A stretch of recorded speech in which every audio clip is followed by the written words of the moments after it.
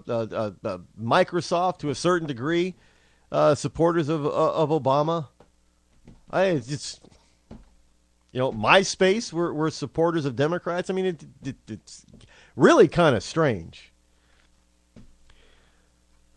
But the total fortunes of millionaires would fall by $240 billion if the cliff's combination of tax cuts and automatic reductions in government spending were to take effect, as if, a lot of these millionaires are making their money off the government. Well, I don't know. Maybe they are. Maybe they're getting too much government subsidy now, and that would be cut out if we went over the fiscal cliff. If the United States can solve the cliff deal and chalk up 2% growth next year, the number of millionaires would grow by 230,000. Oh, how's it going to grow if we're taking money out of the private sector? These people live in a vacuum. They obviously do. So, with the taxes going up because of the fiscal cliff, it's going to cause people to drop off the millionaire rolls. But if taxes were to go up because they're the ones that Obama wants, then there would be 230,000 more millionaires than there are today.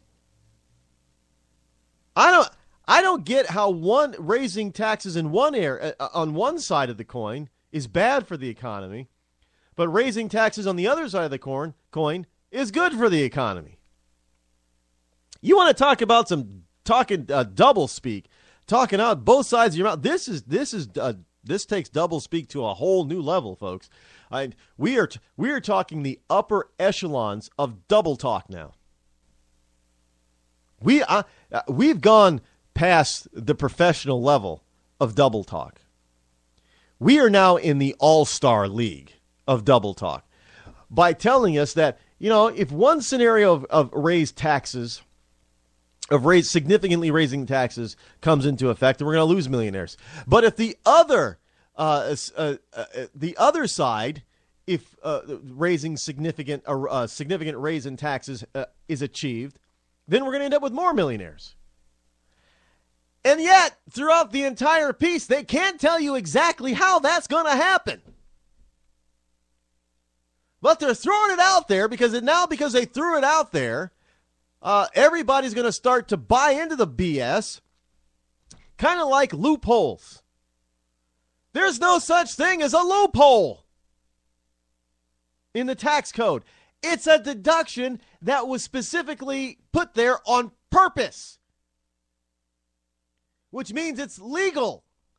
A loophole is something somebody's watching, looking all around trying to find a deduction that really isn't there. It's a loophole. No. These deductions are put there on purpose. There's no such thing as a tax loophole. But now we're calling them loopholes. And why? Because only rich people can afford to find loopholes. No, you can find the damn deduction yourself. If you're willing to sit there and go through the tax code, you can find your own deductions. The point is that most people don't even bother. They just do the 1040 EZ or the one-page 1040, and that's it. Why? Because, I'm going to get some money back in it. Because, Americans are so damn stupid. I'm sorry, we are. I listen to people all the time. Yeah, I'm waiting for my tax return. Well, why are you waiting for your tax return? Why don't you get your money back? Because, this way I'll save the money. It's like I'm saving the money. No, it's not. You're losing money.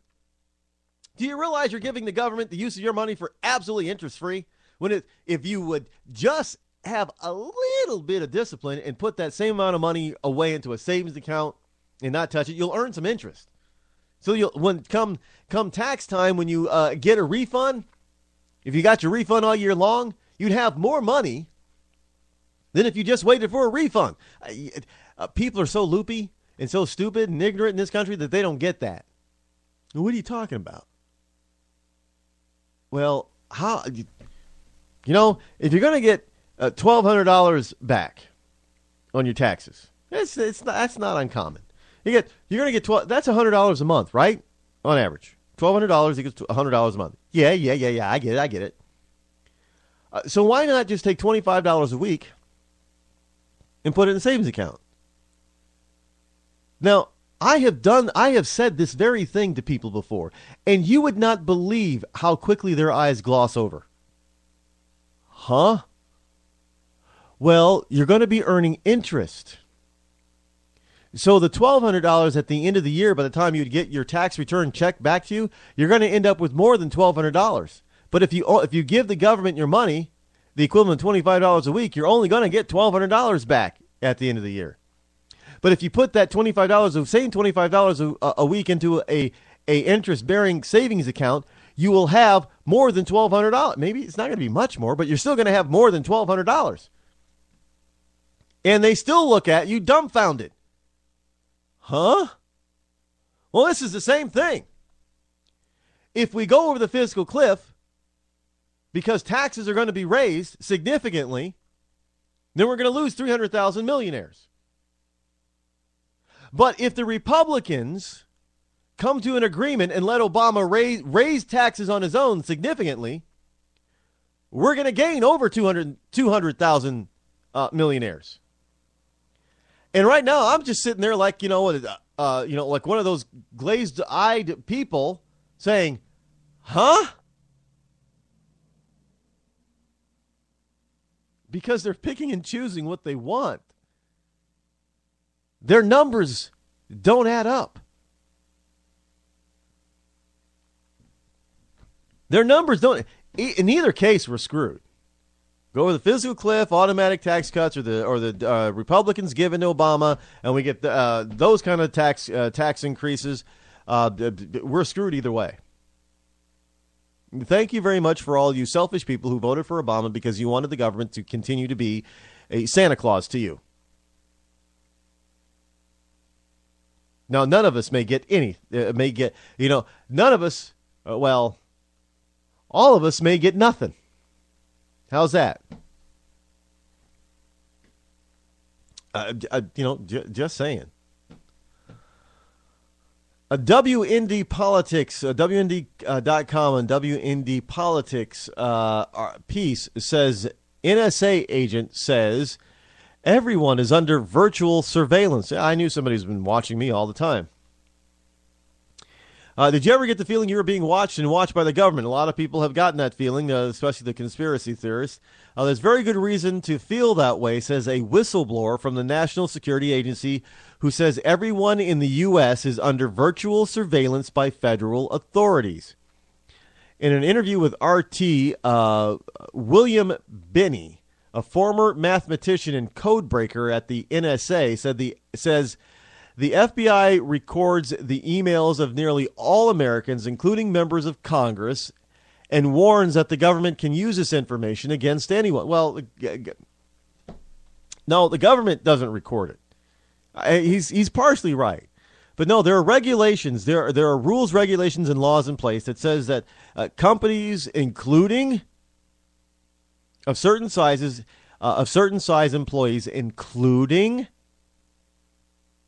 the free email services of things like Bing, Yahoo, it's not Bing, what's it called? Hotmail, Yahoo and Gmail, and all those other free, and even some of the paid services, they have to archive your email. This is why, you tell people don't put stuff on the internet that you are going to be ashamed of, because somewhere it is probably going to be archived and can be brought back at any time, even though you deleted it.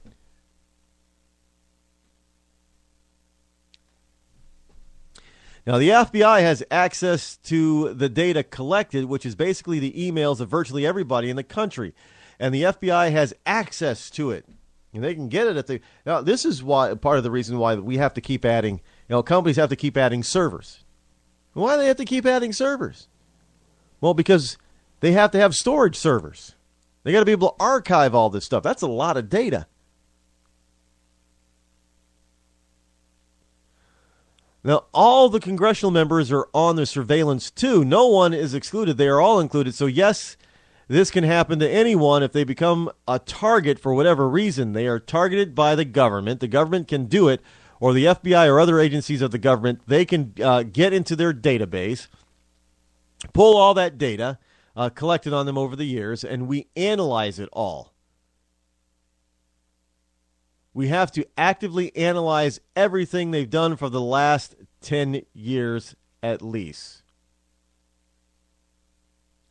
Now, Benny said that he resigned from the agency back in 2001 as he no longer wanted to be part of alleged violations of the U.S. Constitution. Oh, we've known that the Constitution has been kind of dead for a while, right? Yeah. Is this a surprise to anybody? Not to me. I've already known this. But it is amazing how many Americans do not know this. They really don't.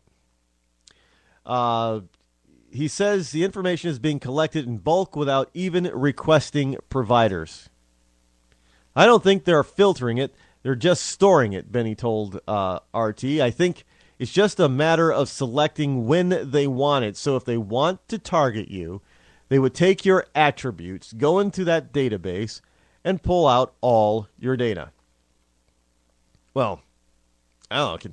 Imagine if they wanted to investigate me, they'd just go back, 3.5 years now of talk show.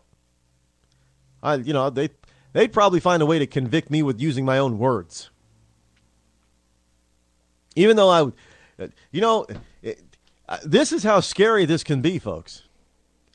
If my government really wanted to, I am sure, without a doubt, they could bring me up on subversion, sedition, and even treason charges and come pretty damn near close to convicting me using my own words.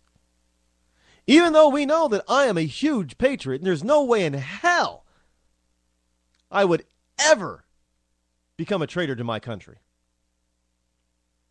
But they would be able to pick and choose for what I say, take it all out of context, twist it and bend it to their will, and then make me look like the bad guy. I know this, but you know what? I keep doing this anyway because it doesn't really, if you think that by your silence you're being safe, no way. Your very everyday actions of just living put you at risk. And you can't say, well, geez, I'm going to change my ways. No, if you become a hermit, that puts you at risk. If you cut yourself off from everybody, that puts you at risk.